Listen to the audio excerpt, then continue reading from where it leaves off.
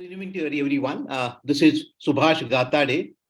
Welcome you all to the 22nd lecture in the Democracy Dialogue series organized by New Socialist Initiative.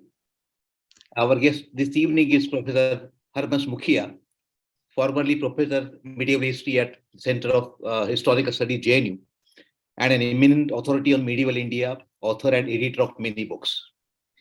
We are really thankful to him for accepting our invite and sparing time for us. Professor Mukhia does not need any introduction. In early years, but still some few words are necessary so that all those people, the youngsters, can know more about him. In early years, his interest focused on medieval Indian historiography, leading to doctoral thesis, later published Historians and Historians Historiography during the reign of Akbar, teaching a course on feudalism at JNU in the 70s and 80s led to research on its theoretical and empirical premises in a comparative perspective. Was there feudalism in India, Indian history? Originally published, originally the presidential address at the Indian History Congress, 1979, which was also published in the Journal of Peasant Studies, became the center of an international debate, and which was again published in the form of book. It was once again revised, edited by him, and published as the Feudalism Debate. He is founder editor of the Medieval History Journal, published by Sage.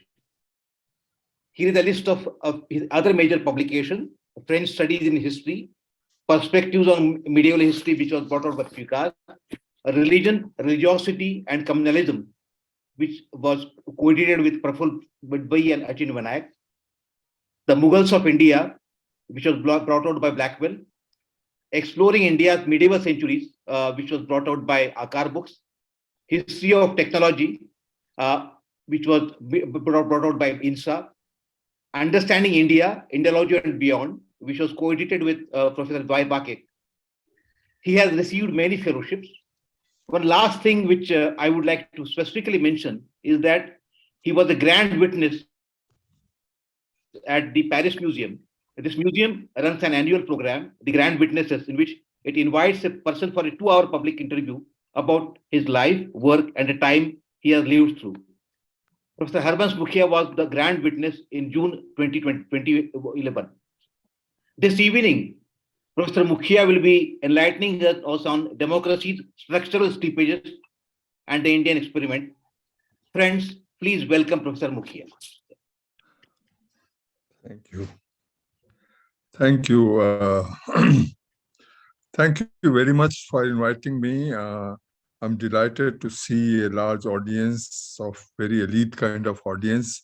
Let me say, Mr. Subhash Gatade has already mentioned that my familiarity is limited to medieval Indian history, Mughals particularly, but aspects of medieval Indian history.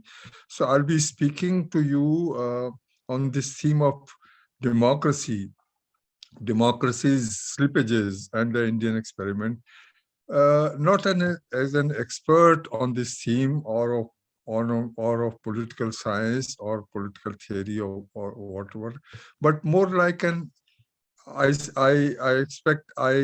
more like an aware citizen of India, who's also concerned with our society, our present, apart from the medieval past, also our present and possibly our future. So I'll be speaking to you as sharing my thoughts with you as a kind of aware citizen of India.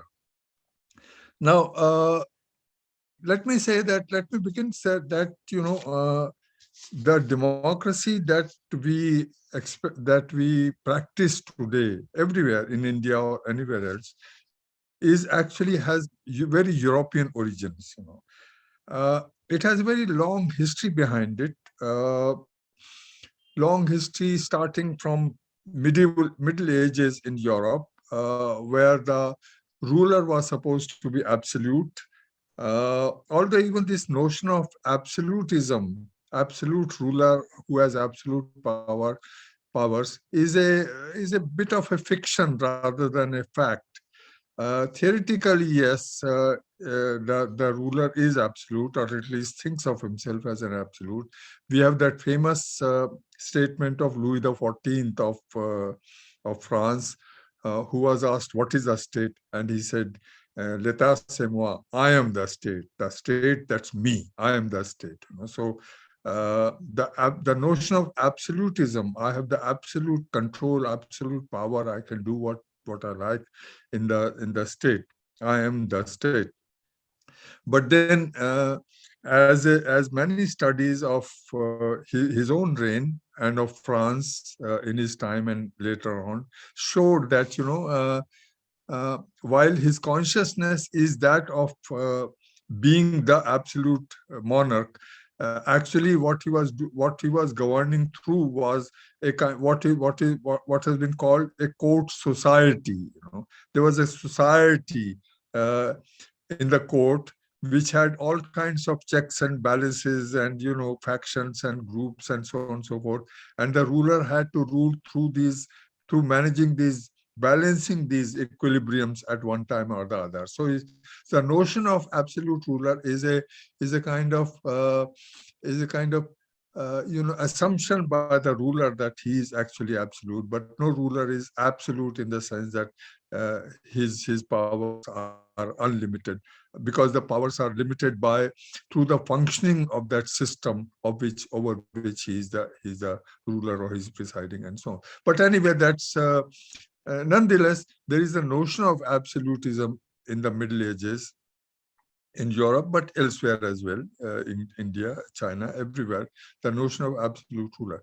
From there, we know that we have passed through various kinds of stages. First, the aristocracy itself sort of began to assert itself, or rather assert itself more than earlier, to share power with the ruler, and conflicts occurred in Europe, in Britain in particular. We are aware of these conflicts. Even executions occurred.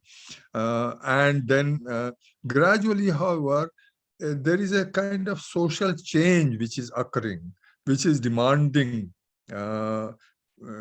change at the political level. The social change is the rise of the middle class or middle classes in Europe, and therefore the aspirations of the middle classes, and therefore demands in the not only the economic sort of resources, but also political resources, administrative resources, share in the administration and economy. They can't really be separated. So the share in the administration or in the power also means share in the enhancement of resources. So the rise of the middle class or middle classes, uh, it led to more and more sharing of power, of that so-called absolute power, gradually. But having said that, it's also important to know that throughout this history, the kind of democracy that we practice today everywhere in the world, that we practice today, is no more than 100 years old. Just about 100 years old. In fact, even less than 100 years old. US uh, came for adult franchise, enacted adult franchise in 1920. Just about 100. And this adult franchise, universal adult franchise, by the way, did not include the blacks. So it wasn't really universal. It was universal only for the white citizens of America. And Britain gave its women the right to vote sometime in the 1930s.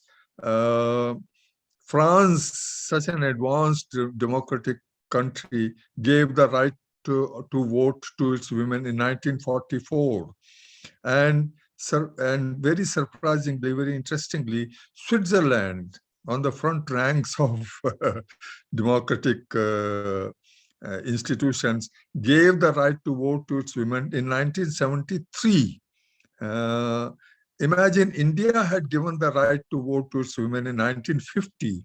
Switzerland gave the right to women, the franchise to women, a quarter of a century after such a backward country like India had given. So democracy, as we understand it today, as we practice it today, is not a very old. It has a long history of evolution, certainly, but it's not a very. It doesn't in practice. Our familiarity with the practice of this of the democracy is just about 100 years old, or even less than 100 years old. What does democracy involve? Uh, it basically involves a devolution of power and welfare combined with that. Power from the absolute monarch to the aristocrats to the middle classes, etc., etc. Power should devolve to society as a whole, the whole society. And along with power, uh, it should welfare, which means economic resources, among other resources, like health and education and so on and so forth. Welfare as a whole, based on economic resources, should also be shared, should also devolve from the top ranks to the whole society. That's what democracy essentially does. Has it really done that in the last 100 years or 200 years or whatever number of years that we know? Has it done that? Has it has power devolved to society and welfare devolved to society? I think it's a great deal. It has done a great deal. Power has devolved from from monarchy to aristocracy to middle classes to society as a whole. It has developed a great deal. Welfare has developed even more than power has. Welfare in terms of availability of resources, availability of resources to common people, resources like not only infrastructure like roads and electricity and so on and so forth, but education and health and all the necessities of life, availability of the necessities of life. All that has greatly devolved in the last couple of 100 years that we have known the evolution of democracy has. So there is a great deal to be said about the devolution of power and the devolution of welfare to society. Now, there are two principles at the base of it. The two premises of this devolution of power and welfare and democracy one is equality and the other is individual. The individual is the unit of the functioning of this democracy. I'll come back to the individual in a moment, but these are the two basic principles. Unlike in the early ages, earlier than the present age, when individual was the family or a community or a group which was a unit of functioning. In the Middle Ages, anywhere in the world, individual was not the unit of functioning. It was the family, was a basic unit, and then community and so on and so forth. Now, in this our present age, individual becomes the unit, the basic unit, and individual is granted this equality, notion of equality, or even practice of equality, particularly through the individual right to vote. The right to vote is individual and is equal to everyone. So that the premises of the notion of equality and individual or sharing of devolution of power is the individual and equality, and these in turn are linked to the rise of capitalism. We had some notions of equality earlier in old society. I'll come to India in a moment. But individual, we had no notion. I mean, it's not as if individuals. It's also true that individuals did rise to high positions in all medieval societies. They created space for themselves through their own individual merit and effort and so on and so forth. But these are exceptions. individual as a social unit was not really, did not really count in the social calculations or political calculations and so on, as he or she did come to count in modern society, present day society, which, as I said, is linked to capitalism. Capitalism had to unshackle the individual, basically had to unshackle the labor force tied to pre-capitalist modes of resource generation, production, and so on and so forth, had to untie that, and therefore uh, had to make that labor available to itself, and therefore had to make this labor available for itself in order to uh, in order for the in order for the individual at the top to grow, to become richer, to gain resources, capital, and at the bottom also for the laborer, for the worker to be an individual worker, so that the individuality of that capitalism introduced, the individual, the significance of the individual that capitalism introduced is a universal kind of significance. It's not restricted to, limited to the capitalist himself. It also affects the bottom level of society, namely the laborer, the worker. So that individual is a very significant, and therefore the equality of the formal equality of the individual is very significant development with the rise of capitalism. Now, both they also try to capitalism also tries to create uniformity in society. That's to say, uniformly, the same rules should prevail, same rules should be, everybody should have access to the same laws, same rules, same resources, and so on and so forth, through one's own effort, and so on. So this is a kind of idealistic picture of capitalism that I'm drawing. But before we come to the real picture, let me say that I mentioned that individual and equality, these were the premises of the rise of democracy or the devolution of power, etc. It's not as if equality has come into the picture with the rise of capitalism. There have been several attempts, several experiments earlier in human history to establish some kind of an equality. These have taken religious forms, these have taken non-religious forms.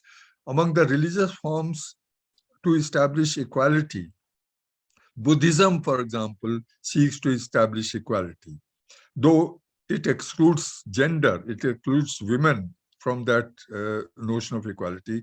But for those who join the Sangha, Buddhist Sangha, they become equal. They leave behind their earlier kind of their background and their status and their resources, etc. They, in the Sangha, they are all equal, except women are not admitted, but men are all equal in the Sangha. So there is an attempt to, there is an experiment to establish equality there, in the Sangha. There is the rise of Christianity. Christianity, Islam, Sikhism, all of these are based on the notion of social equality. They are based on the notion of social equality because they are monotheistic religions. And monotheism, by its very definition, because monotheism means there is only one God who has created us all. And like children are equal before their creators, the parents, so we are all equal before God. And therefore, we are equal amongst ourselves. So monotheism is an egalitarian ideology, whether it is Christianity or it is Islam or it is Sikhism, it's an egalitarian ideology. And therefore, there have been, slightly later, but recently, there have also been the attempt at establishing equality through socialist regime, Soviet Union, and so on, which failed, but nonetheless, there was an experiment. So as I said, there have been religious experiments or experiments at, or rather, let me say that egalitarian urges have erupted again and again in human society, whether in the form of Buddhism or in the form of Christianity or Islam or Sikhism or in the form of socialism. There are certain basic urges for equality or basic urge for equality which erupts again and again in society, and therefore it's not as if capitalism or democracy or capitalism was the first to bring us a notion of equality. However, the basic difference between the two is that, as I mentioned earlier, individual is crucial to the modern democracy or modern or capitalism. Here, the earlier experiments with equality or egalitarian experiments, where it was the other way around. The individual was subordinated to community. In the Buddhism, everybody in the Sangha was equal, but everybody was subordinate to the Sangha. In Christianity, in Islam, everybody is subordinated to the community. So the individual, unlike in capitalism, individual in the earlier egalitarian urges or egalitarian eruptions or experiments, individual was subordinated to society. So that the capitalism hasn't brought us, is not the first experiment in equality, but it's a latest experiment. Latest, of course, was socialism, which has not worked, but it is a latest experiment in. Now, what capitalism or what modern democracy or capitalism has done is one that these other experiments that I mentioned, they had great diversity amongst them. Modern capitalism, modern democracy has established a uniformity or sought to establish a uniformity, eradicated these diversities of experiments, and is sought to establish a very uniform system of multi-party elections, periodic multi-party elections, and adult franchise, and so on and so forth. So that all the great diversities of historical experience, they have been eradicated, or rather subordinated or eradicated or subsumed by the modern democracy or modern capitalism. Now, how does democracy work in today's world? It's essentially the one single instrument of it has come almost to be equated with that. Its instrument, namely regular multi-party, free and fair elections to a parliament or to Congress or whatever. But multi-party, regular multi-party, fair and free and fair elections. Now, this is a mechanism of self-correction, which was denied earlier. Through every 5 years, every 4 years, every 6 years, you can elect a government which rectifies what it perceives are the mistakes of the earlier or mistakes of the earlier government, as our present government is trying to do, rectify all the mistakes of Nehru. Busy doing only that, so that there is a kind of self-correction mechanism, which wasn't there earlier, which wasn't there even in our. One of the reasons why I think socialist experiment failed was that it didn't have any mechanism of self-correction, so that once again you had a kind of, instead of a monarch, you had the party which was the single source of authority, which was not subject to any kind of rectification or corrective mechanism. So periodic elections, free and fair elections multi-party elections, not one party, but multi-party elections, they are a source of self-correction and therefore the instrument of democracy's functioning. Is it really a source of self-correction and functioning of democracy? Are the elections really free and fair? Technically, yes. Some you go and vote, and and there you are voting, and nobody is controlling your vote, and you vote, and the majority gets elected, and so on and so forth. But is it really so? Uh, are the elections free in the sense that I emphasized earlier that individual is the basic premise of the rise of democracy, as opposed to the community. And when the individual goes to cast his or her vote, he or she is left alone. Nobody else is there to control his or her hand while he or she is voting, all alone.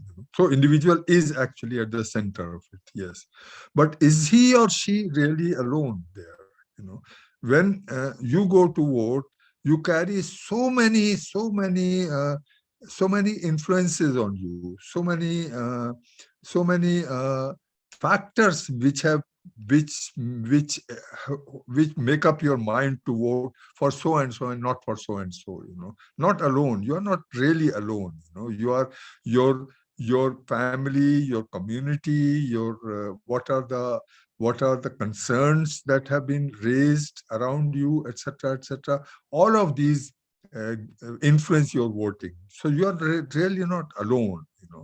And how are the influences worked? How are the influences created? They are created by not only your family or your community, but also by the mechanism of elections. Every party comes and gives you a kind of manifesto. This is what they would do. And do you have choice of between 2 or 3 or 4 manifestos between that?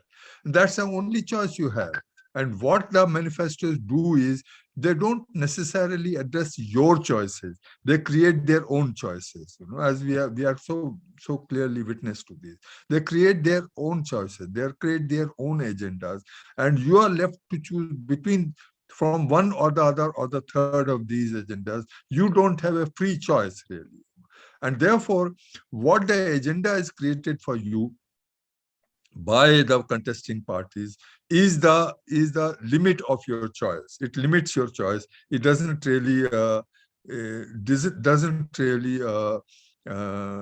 give you a free choice. And fair and free and fair elections, we all know.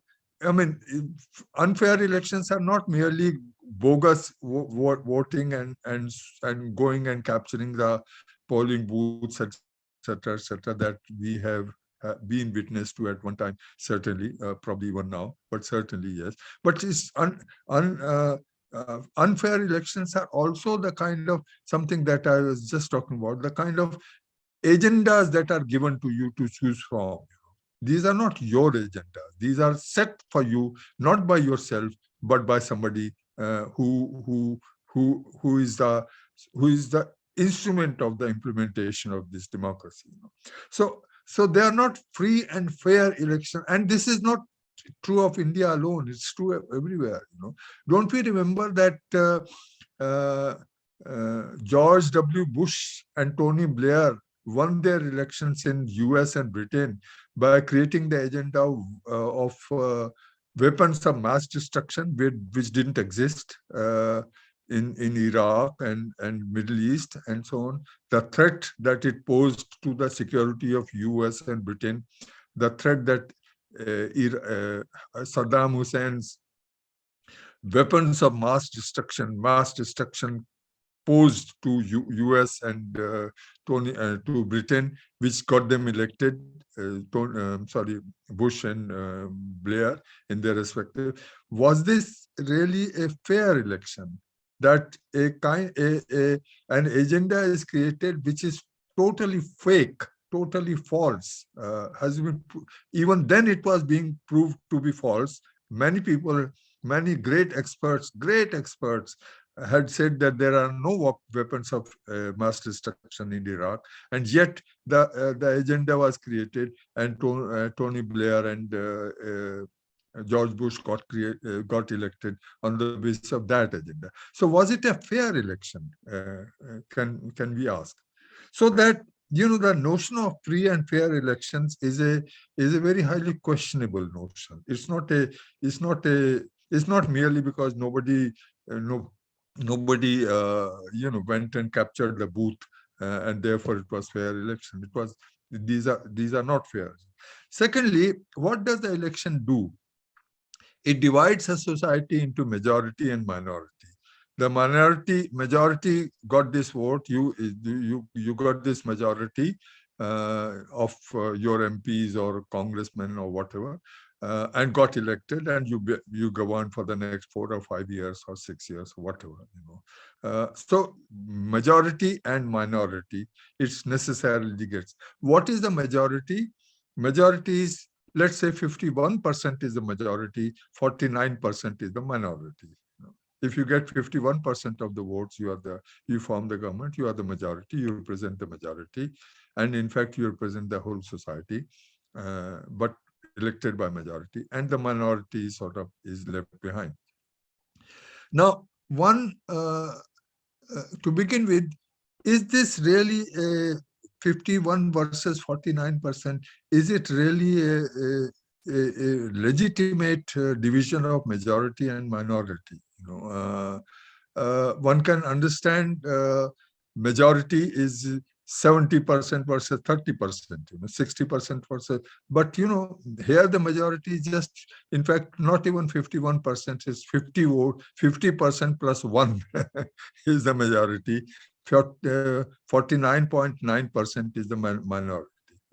So that, and the divisions remain after the elections. The divisions remain, and in terms of the government's functioning. The government, the majority in the US, for example, always we don't we remember that after all, Obama was the first black president in the US, first black president ever.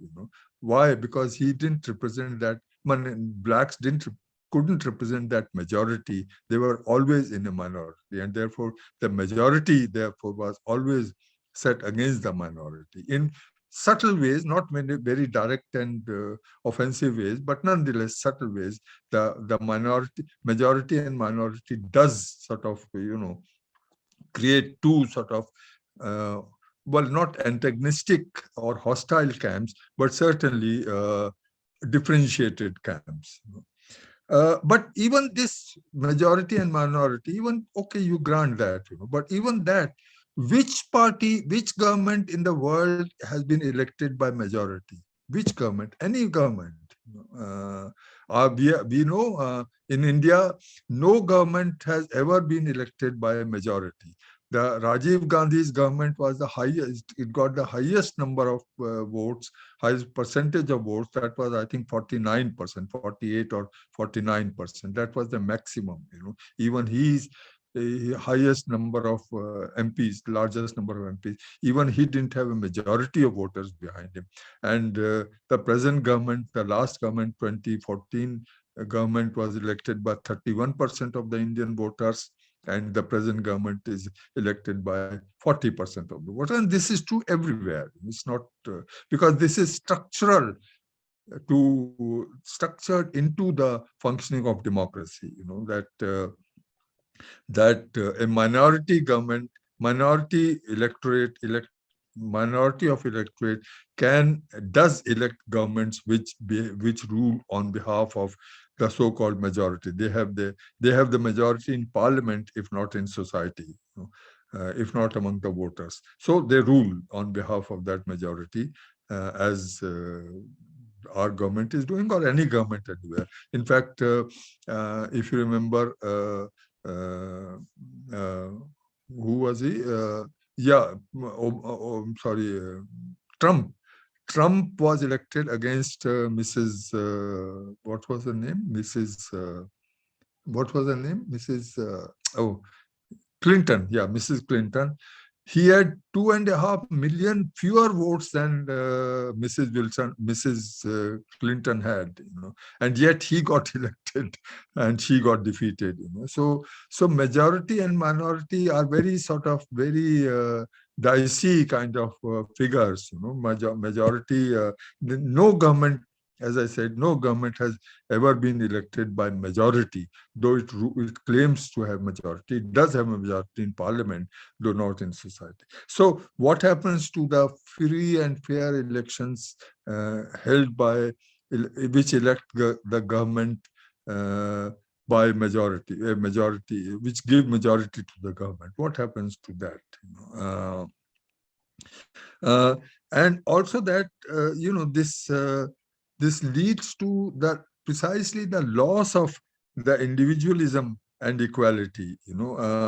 Once majority and minority get divided, the individual, he or she goes to the polling booth as an individual, but once you have cast your vote, you are either in the majority or in the minority, and therefore your own individuality gets lost in the majority and minority division. So that these are sort of ideal types, individualism, individual and equality, etc. These are ideal types. They are not really true in the real functioning of our democracy. So that the basic principles, the basic premises of democracy seem to get negated in the very instrument of the practice of the democracy, namely elections, periodic elections, and so on and so forth. Also that this was mentioned earlier, but let me say it again, that structural links with capitalism, ever since its origin and history, they place severe limitations on its experimentation with any other form of economy or society or social organization or economy. You can't de-link it from capitalism in any way. Socialist regimes tried to do that. They couldn't succeed. You can't really de-link to, so that you can only function within the framework of capitalism. There is no way you can get out of that framework and experiment with something that is out of the way, out of the ordinary, out of the framework.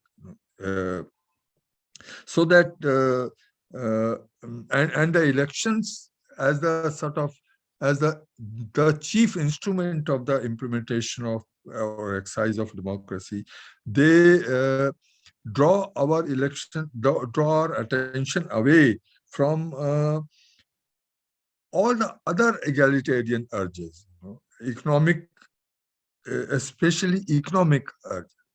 Capitalism is based upon individual right to equality and individual right to progress and through one's own effort and so on and so forth. Everybody has a right, equal right to accumulate money, accumulate resources, and so on. And yet, the history of capitalism is that it has created gross inequalities. Don't we witness it every day? Gross inequality, and it's the world over. It's not in India alone. The grossest inequalities in history. So that the basic premises of democracy, linked as it is to capitalism, this uh, this gets defeated. And our other urges, apart from economic, the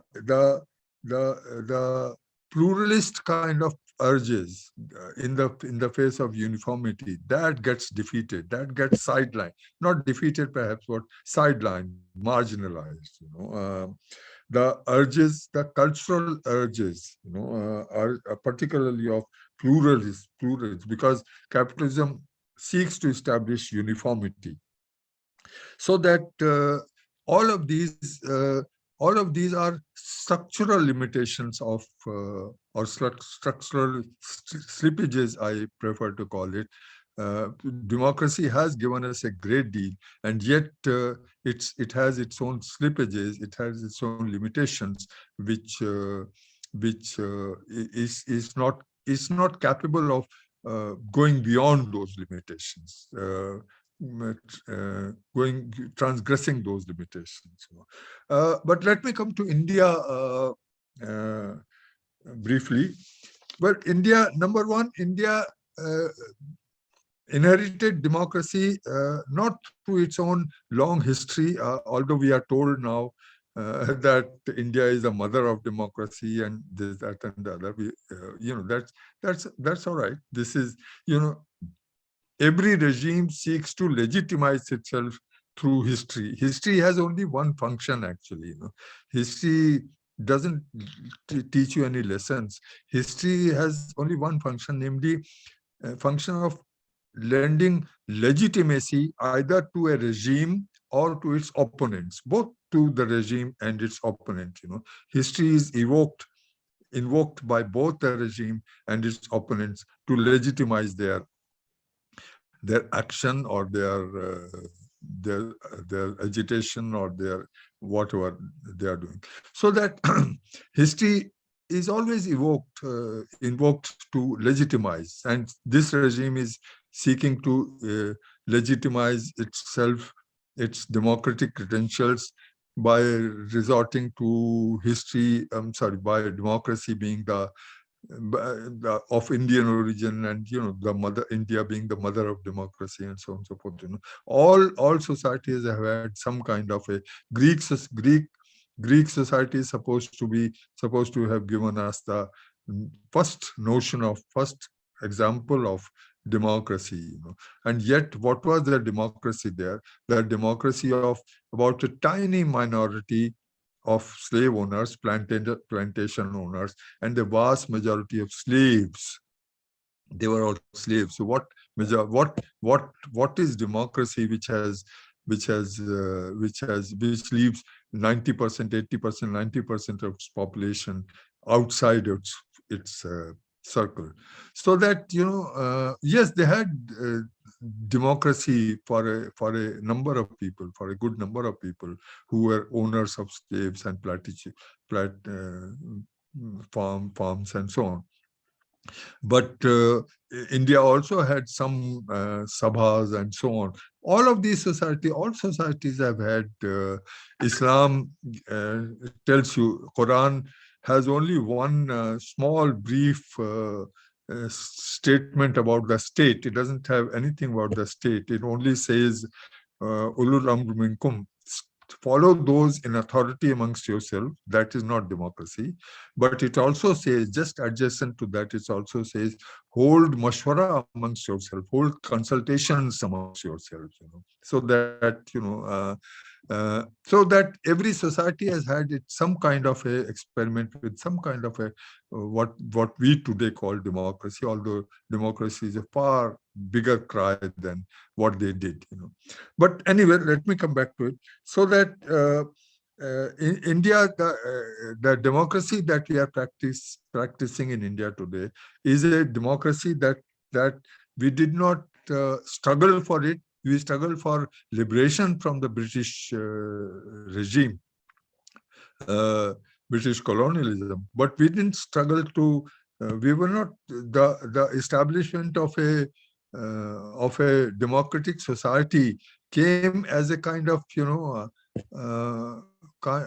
what shall I say, a partial attribute to it. Not essentially, not central to the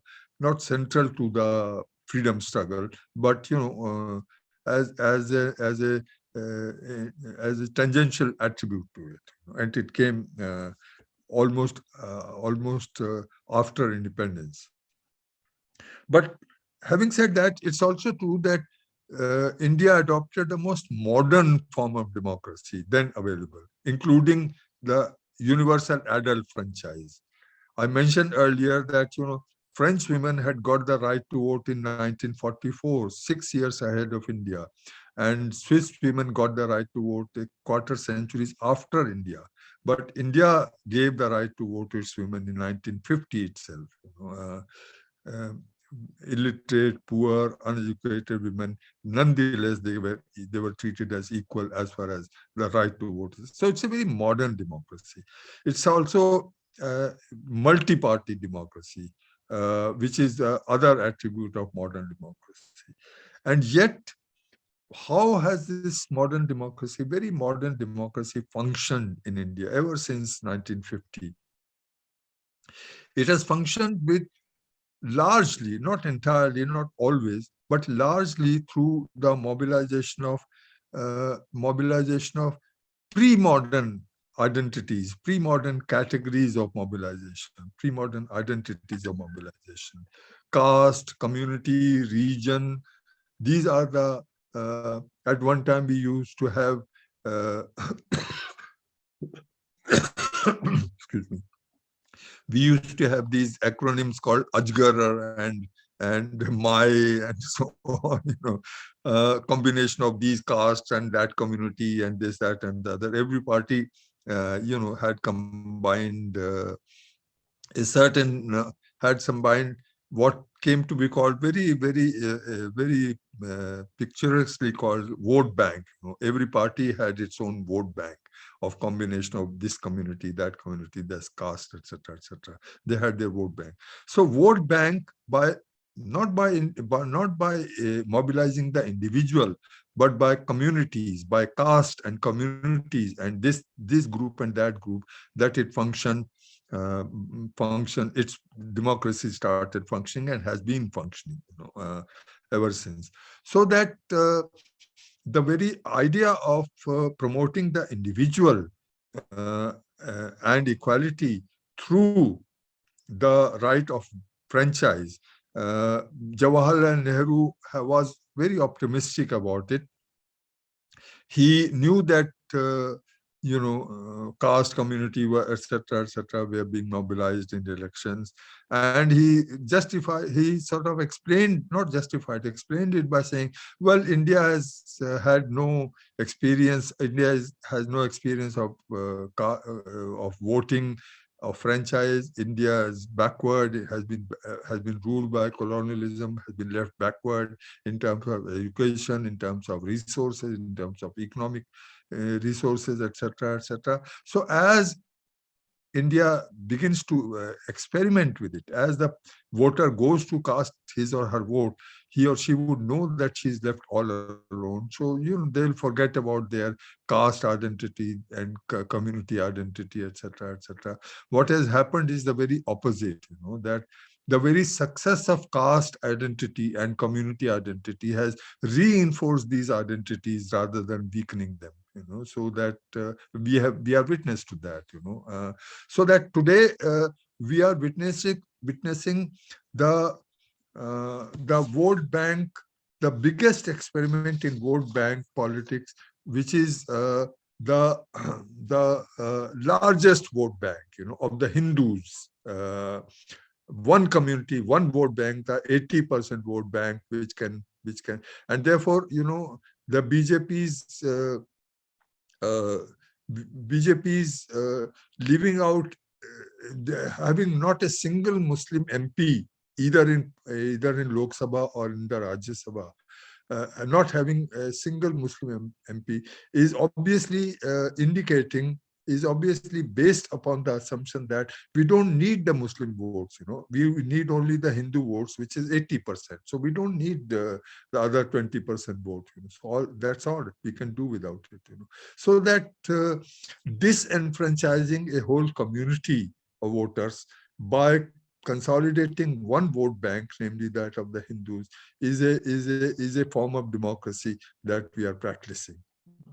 Uh, uh, and it has been evolving like that ever since 1950. So it's not as if this is only the current regime which is doing it. They are taking it to its highest point, but nonetheless, they are building upon what was happening earlier. Having said that, let me also say that it's not as if it has always been like this in the last 70, 60 70 years in India, that India has voted when the choice was given, when the real choice was given. In 1967, price rise became the main issue, and the Congress governments were defeated from Punjab to West Bengal as it used to be said, not in the center, but in all the states from Punjab to West Bengal Congress. And that was an alarming bell. That was an alarming bell sounded for Mrs. Gandhi. And therefore, in 71, she came back with one big slogan, Garibi Hatao, which cut across community, caste, regional identities, etc. Price rise cut across the community, regional identities, caste identities. Garibi Hatao cut across these identities, and people voted for a non-religious, non-sectarian, non-caste, they cast a non-sectarian, non-religious vote. In 1977, again, emergency became the issue, and so on and so forth. India has voted whenever given a chance, whenever given alternatives. But a point I had made earlier: the alternatives are given only to us not chosen by us, but they are given to us. And whenever there have been alternatives, people have chosen the alternative. But so people have the capacity to do that, but they don't have the capacity to create these alternatives. Now, let me conclude by saying that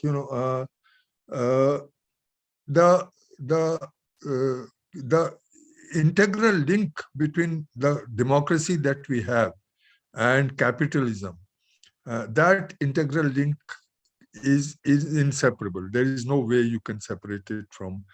Therefore, the kind of so long as capitalism lasts, this is the kind of democracy that we are going to have, which is very unsatisfactory, as I tried to show, which is structurally flawed, which is its implementation is flawed, which is very unsatisfactory. In the US, they had raised a slogan, "We are the 99%." Now, its slogan was raised, it died out, etc. But the awareness is there that that we have to go beyond. So, what will take us beyond this kind of democracy? Only an alternative to capitalist regime can take us beyond a new kind of system, new kind of democracy, which will be inclusive democracy, which will not be divisive democracy, which will really establish the equality of all individuals in society, and empower all individuals in society. What it will be, who can say? I can't say. And how long it will take, once again, these things take not decades, but centuries. These things, capitalism also has evolved over 3 or 4 centuries. So these take centuries to evolve, but at least I feel certain that this kind of very flawed kind of democracy, a flawed kind of even capitalism, its flaws are becoming evident every day. Even capitalism and its offspring democracy will have to undergo a transformation. How and when is for any is nobody's guess, but the direction seems to be clear. Well, thank you very much, ladies and gentlemen, for listening to a totally non-expert's opinion on a subject of which I have very little familiarity. But thank you very much, all of you.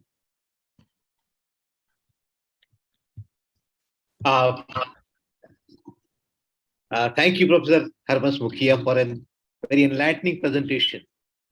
You put things in a very proper perspective, and the challenges which we are facing today, you beautifully explained. And so, before we take up questions and comments from the participants here, I will request my friend and senior comrade Ravi Sinha to say a few words, and then we will take up other questions. Ravi, please. Thank you, Subhash. And thank you, Professor Mukhia, so much for such a comprehensive and clear, of course, all expected from you. We have been waiting for talk, and I get this opportunity to thank once again our speakers from our side, till Subhash and Bhargav line up questions from the chat box and from the audience. So just to give them some time, I will shoot off the first curiosity that I have. Of course, what we often discuss among ourselves here at NSI, it resonates so much. We are happy to report with what you have said. It has come out, the deeper flaws of democracy, the structural slippages, as you have, you so rightly and insightfully coined that phrase, that has come through so well in the talk. The curiosity or the question I have is the following, that I totally agree with you that one has to look far beyond in future, look towards some kind of replacement of capitalism itself as a system for the deeper flaws to be taken care of. But in the meantime, life goes on, politics goes on. And if it so happens that the values of democracy come in conflict with processes of democracy. By that, I mean that if the institutional framework of democracy, no matter how flawed, that gets undone by the popular electoral processes of democracy, leading to likes of Hitler coming to power through democratic means, authoritarian regimes coming to power through democratic means.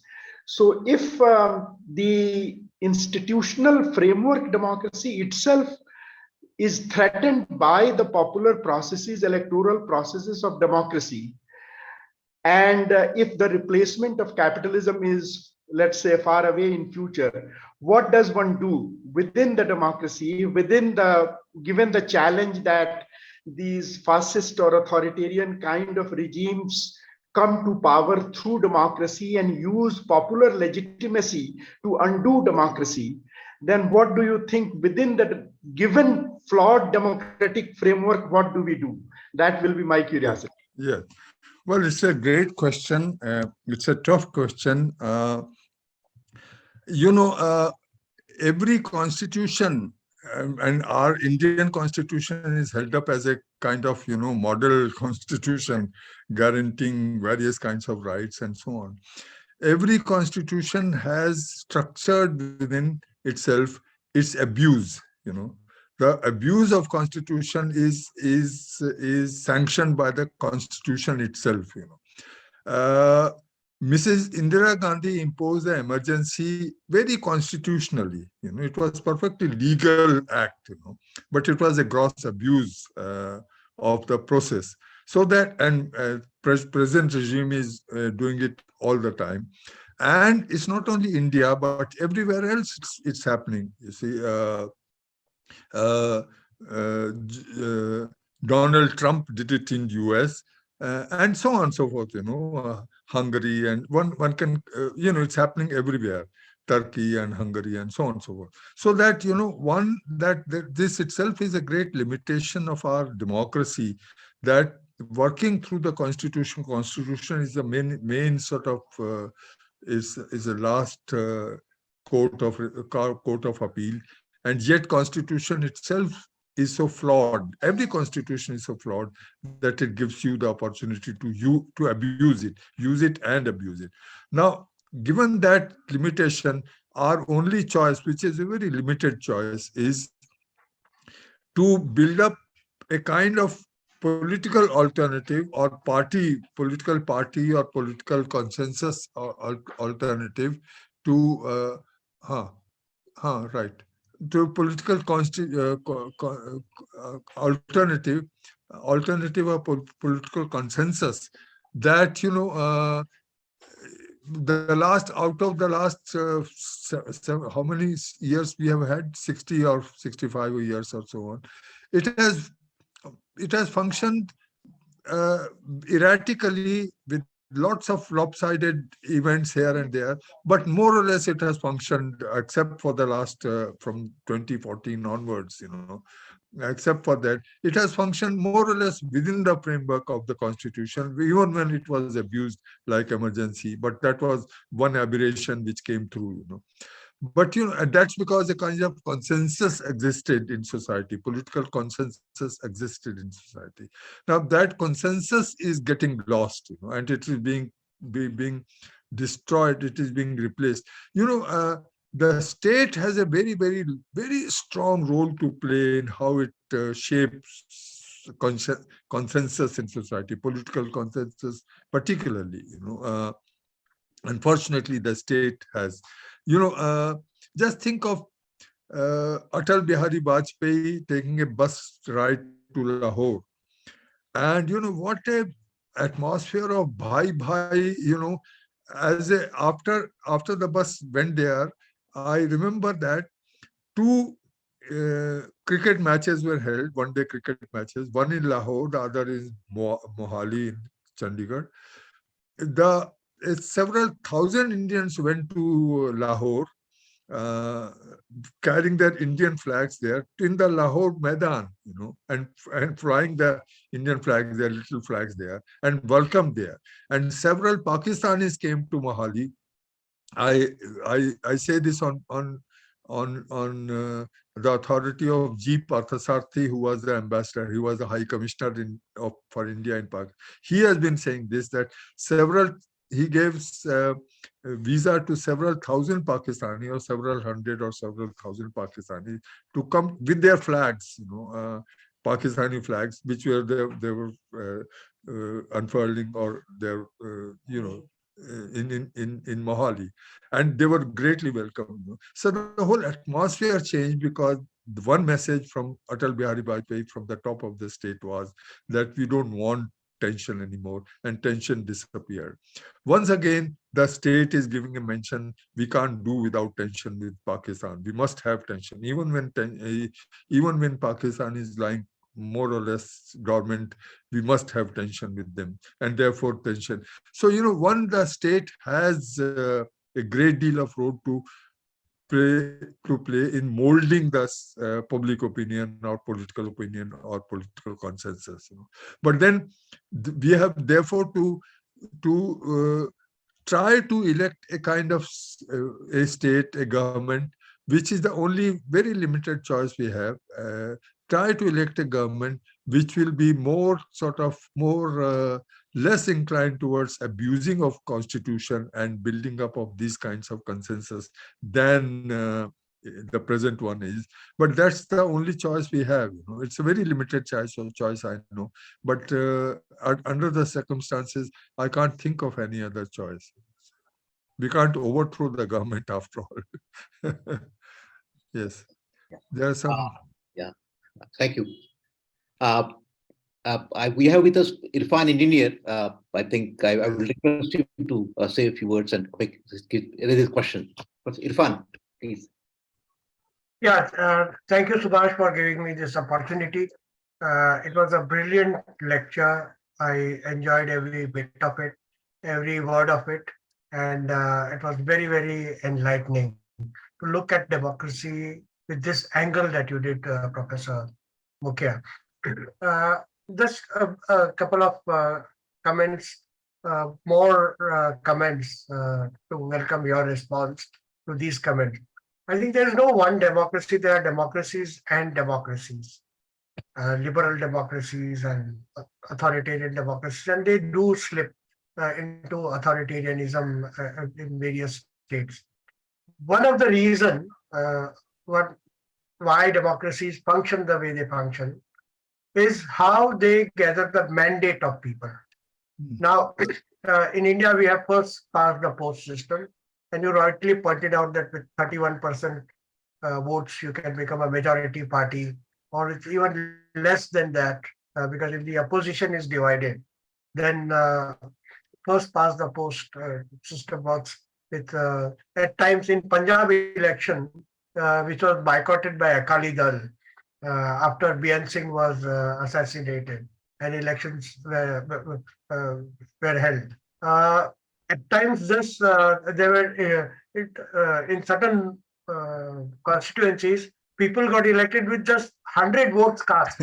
Yes, yes, I And remember. Yes, and so this first past the post system, it happened then in some flaws. Kashmir also. Yes, It happened in Kashmir also.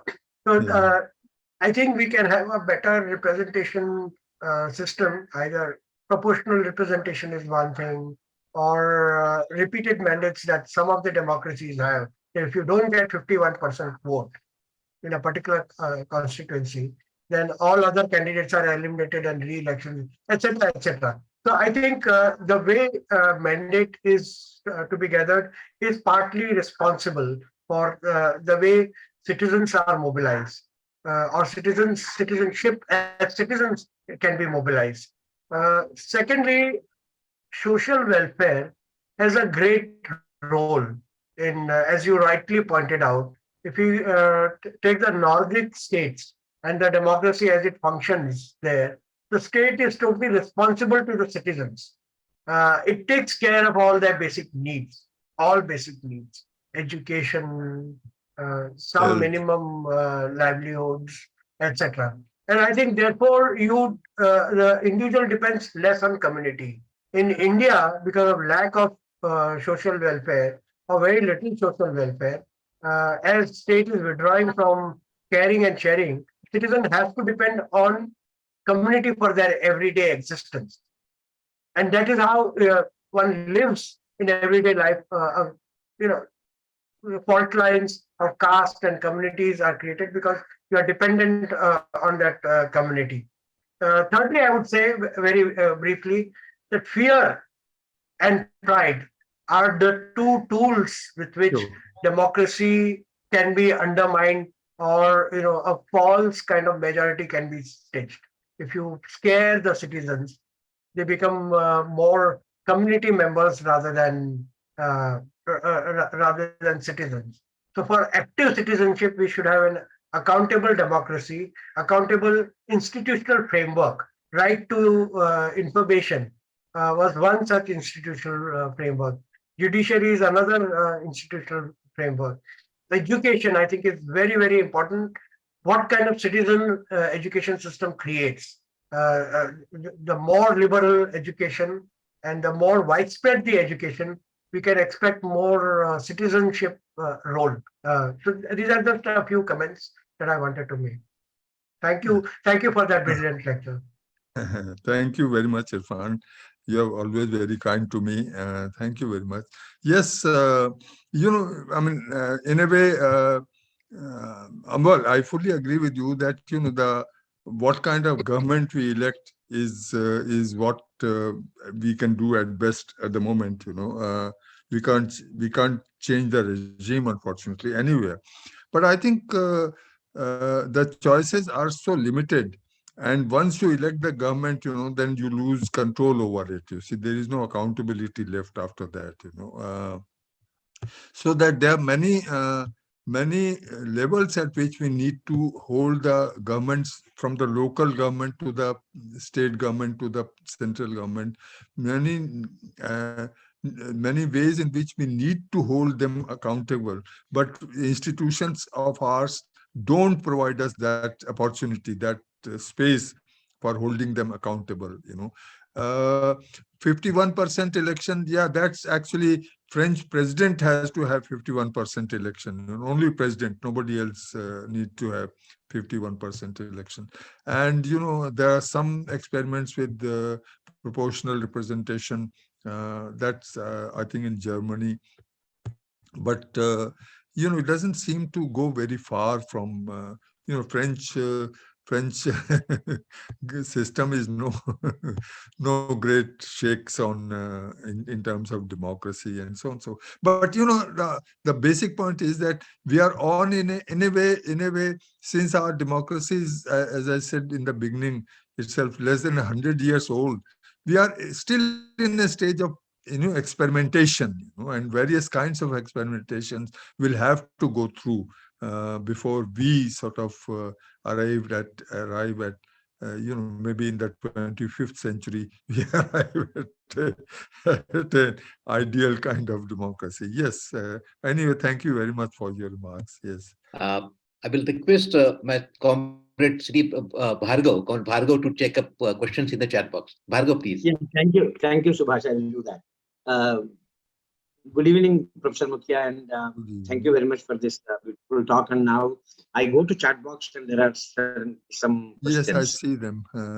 There is a question from Mr. C.B. Yar. Is it really possible to separate capitalism and democracy? No, I said, and that was precisely my point. It's not possible. Yeah, we have to think of an alternative totality of system, whole system, not merely economic or political system, but a whole societal system. Something. I mean, I'm not using the word socialism because it has had a bad history recently. But some system which will be beyond capitalism, and which will give us some kind of an equality to all of us. But it can't be separated from democracy and capitalism. Were almost born together, and they are going to go together for a long time. Yes. Subhash, I would like to ask one question, one doubt. I just wanted to know, Professor, capitalism and democracy, of course, as you say that they're conjoined twins, cannot be separated, probably without surgery and all that. But also, when you say that, I get a question in mind that individual in pre-modern times is submerged in the community, and individual in a proper sense is, we don't see individual in a proper sense in pre-modern days. But in modern times, with the advent of capitalism, we see individual. But can we confine that individual to the role of a citizen and a consumer? Because this political economic system, capitalism, in politics, it wants to confine individual as a citizen, and in the economic terms as a worker, as a worker or a consumer. Don't we have any other parts of the individual which is released from community? Do we think that they are completely subsumed by the capitalist system? Don't we have some parts of the individual who are not completely subsumed under the system? Yes, we do have. Certainly, we do have. Otherwise, the system would have sort of completely crushed everyone's individuality. It hasn't. In fact, it itself is based upon the ideal of individual liberty and so on and so forth. So it doesn't. But number one, Mark Bloch had once said, "A poor man is never free. Poor man is never free." I think he was mistaken. No man is ever free, completely free.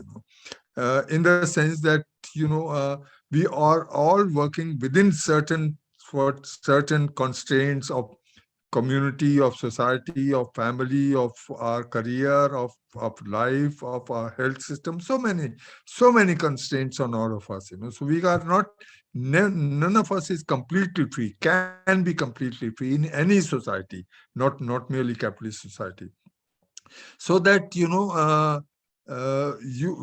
we have, all of us, many of our aspects of our being are subordinated to the laws, as it were. Laws is a bad word.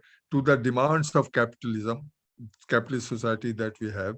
And many of these are not subordinated to them. Many of these are still available to us, and we are exerting them. The very fact that we can hold discussion, we can hold capitalism itself to a critique. We can critique capitalism and think of at least not suggest, but at least envisage that there should be an alternative to it, and we are not the only ones who are doing it. That gives you the freedom. You see, so we have freedoms as well as restrictions. All of us have freedoms as well as restrictions. Some freedoms and some restrictions, certainly. Yes. And that's how we function. Thank you.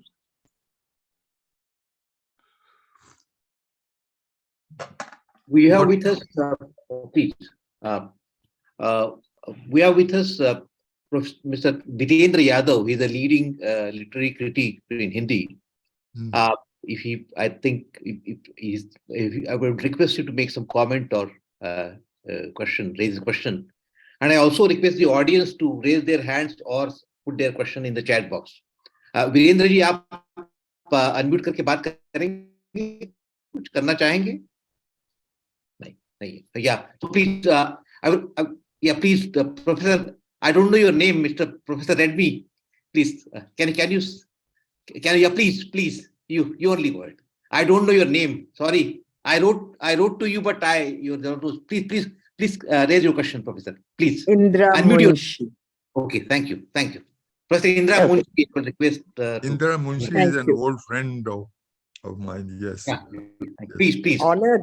I'm honored by that. No. Professor Mukhia, 2 short comments. Given that given that we don't even have an idea of a possible alternative to capitalism as well as democracy, we don't even have an idea of what could be, what could be there in place of capitalism, given socialism's weaknesses and failures to some extent, and democracy, which seems like we're still sort of celebrating democracy, as you said, it's not all that old.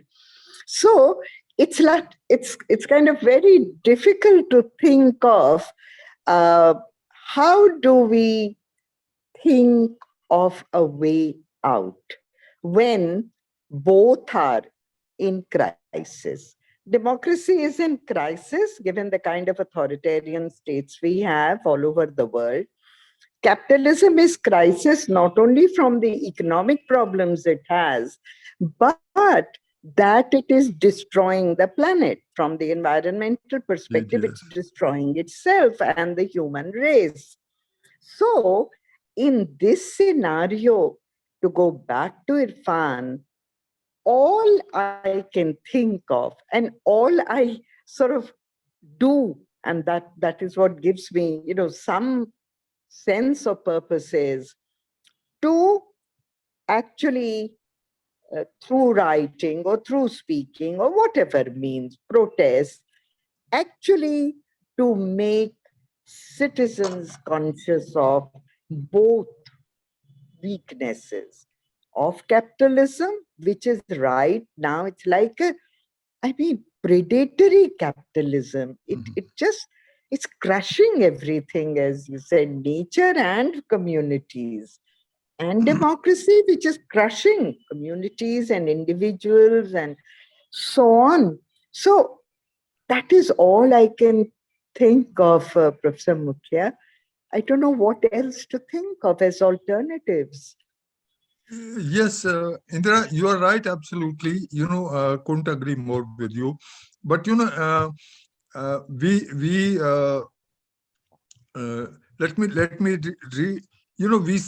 seem to be in a hurry to sort of find an alternative to capitalism and the present state of democracy, and you want to see it implemented in your own life, if possible. But I think we have to think of these things. The very fact that we are discussing not only in this group but the world over, all of these, capitalism is being discussed, ecology is being discussed, predatory nature of capitalism is being discussed and critiqued, and so on and so forth. These are all signs of a movement towards an alternative which will emerge. it will emerge, as I said earlier, not in a decade or 2 or 4 decades. It will probably take a couple of centuries to emerge. But, it's bound to emerge someday or the other.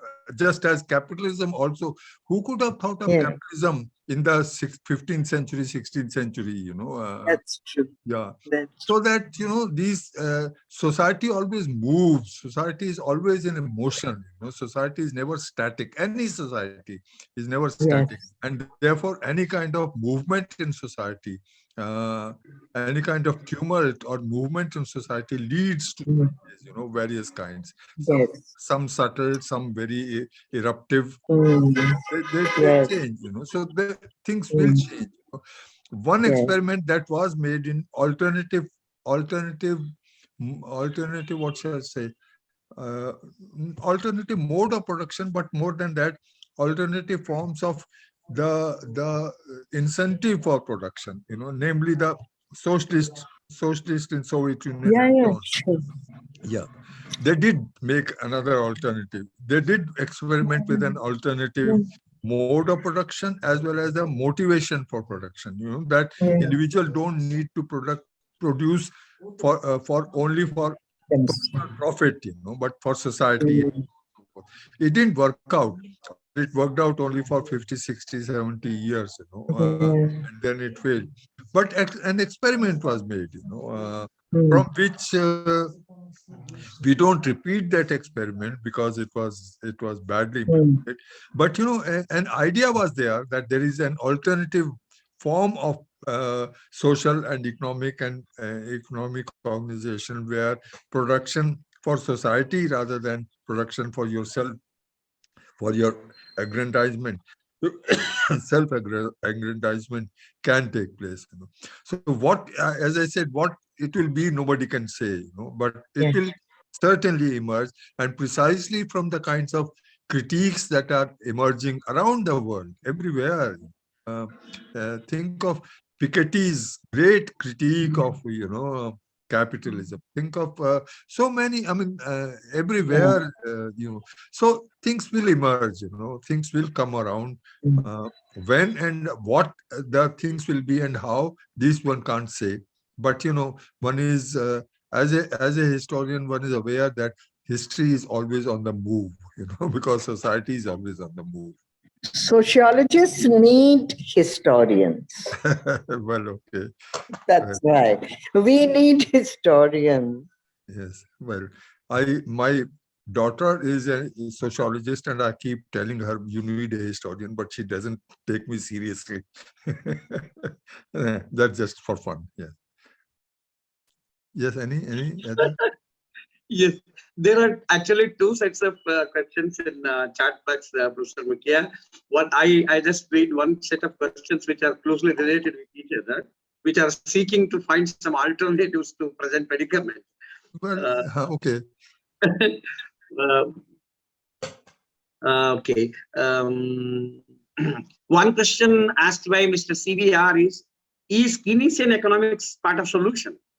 That is one question. And secondly, is Keynesian economics a part of solution to the current crisis? Sorry, I can't see it. Hello, sir. I can't. Is it really possible to separate capitalism and democracy? CVR.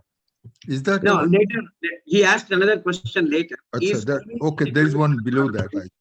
Yeah. Middle class has played, and yes, which is the question that I can't find it here. Anyways, please repeat it. So please don't worry, sir. I just find it and I read it. The question is, first question is Keynesian economics a part of solution? And another question, actually two related questions by Mr. Ayush Bharadwaj. What would it take to subvert or overthrow capitalism? What, according to you, is the relevancy or possibility of a Marxist revolution in today's times? And he also goes on to ask, in the last couple of years, there is a sudden growth in Hindutva and government too supporting it. How this affecting a secular and democratic country like India? Yes. Are the people truly ruling the country? Because once citizens choose the MLAs, or MPs, they have power. Yes. Well, yes. What we should what we can do is to bring about revolution is something I wish we could do it. I wish I could say, yes, this is what 1, 2, 3, 4 ABCD what we can do.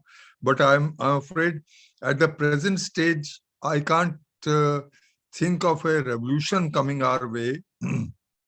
I I was suddenly reminded of a long time ago, sometime in the 1960s, late 60s or early 70s, um, Professor Randhir Singh, the great Marxist intellectual, and Professor Bipin Chandra, who was then in CPIM, he later left, and I was also in CPM. So we used to go to some Punjab villages, to enthuse the people there and talk to them about revolution and so on and so forth, So and there would also be some kind of cultural program, and some poets will come along and recite poetry in Punjabi poetry.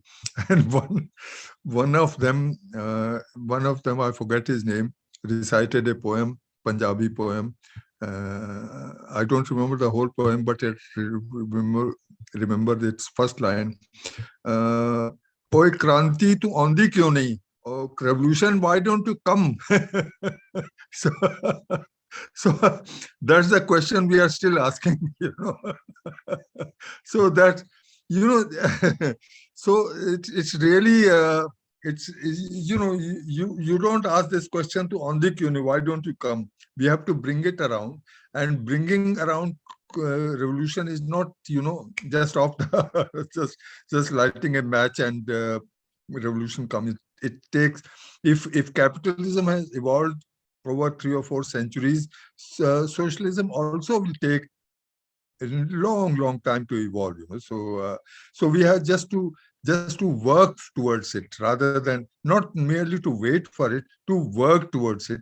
And the way we can work towards is to build the best we academics can do is to build a kind of opinion around us. But there are all other sectors of society who have to contribute in their own ways to bring about a change, not merely ideas being floated among academics and in seminars, etc., which is one way, important way. But also, many other sectors of society have to contribute. And it will come, when it will come, how it will come, that I can't, nobody can say. But I think, once again, let me repeat, I think I see that history is moving in that direction. Society is moving in that direction, and not in India alone, but around the world. We have with us Professor Shekhar Ramakrishnan. I will request him to raise his comment or any question. Can add something to debate? Shekhar. No. Please, I am a great admirer of Professor Mukhia. Going back to reading his notes on medieval history. So I'm just thrilled to be here. That's all. I have nothing more to say. I think it's, isn't it time to, to give some rest to my 83-year-old, 84-year-old throat? Yes, Subhash, please. Yeah. I think we'll just see any question in the chat box, and otherwise we can conclude. Bhargav, can you please see any question in the chat box worth sharing? Or well, I'm sorry to interrupt. Professor please, Mukhia, I did send a note to Subhash and Ravi. Maybe I was expected to say, today, for people who don't know, is Pongal, and it's a favorite holiday of mine because it's the biggest holiday in Tamil Nadu, and it also is a very secular holiday because it celebrates the harvest. Yes. And for people who don't know, Pongal literally means boiling over. So it's about the rice and lentils boiling over. That's what you're celebrating. So I've always been very fond of this holiday. So I'm very happy that your talk is on Pongal. Thank you. Thank you. I think there is one last question. Please. with due apology to Professor Mukhia, there's Okay. one last question. Okay. A question posed by Fatma. The question is, what is remedy? Sorry. What is the remedy, economic or No, cultural? no. How shall we correct any law and order situation if the majority is not correct in democracy? There we are facing poverty and illiteracy in India. When majority people are poor and illiterate and majority is not correct, how can we improve the law and order situation when majority is not correct? That's a question. Majority is not correct. When majority is problematic, problematic, then how to, yeah, yes. Well, law and order situation is slightly different from the question of majority or minority. Law and order question is a question of governance and administration and so on. Some governments maintain good law and order. Others, like Kerala is supposed to have a good system, probably also Tamil Nadu, but some others don't. So, I understand the essence of your question. When majority is sort of, is supporting this government, which doesn't care much for law and order, what can you do? Yes, what can you do really if the majority is supporting it? But then what you can do is to try to change that majority into a different change, influence that majority and try to seek to change their support for the government, and let's hope that they will support a government which will be more favorable towards good governance rather than bad governance like law and order problem. Yes. Yeah. I think with this note, we should conclude the meeting. Really, many thanks for the presentation, sir, and also as a historian, you making us that putting the whole thing in proper perspective, that things will move, alternatives will emerge. So with that note, I think we should conclude this meeting. Once again, thanks, Professor Mukhia, Thank you very much. and also all the participants who came for this meeting. Thank you. Many Thank thanks. you so much. Thank you so much. Very grateful. Thank you so much, sir. Okay, thank you. Bye. Right. It was a great pleasure for me to interact with all of you.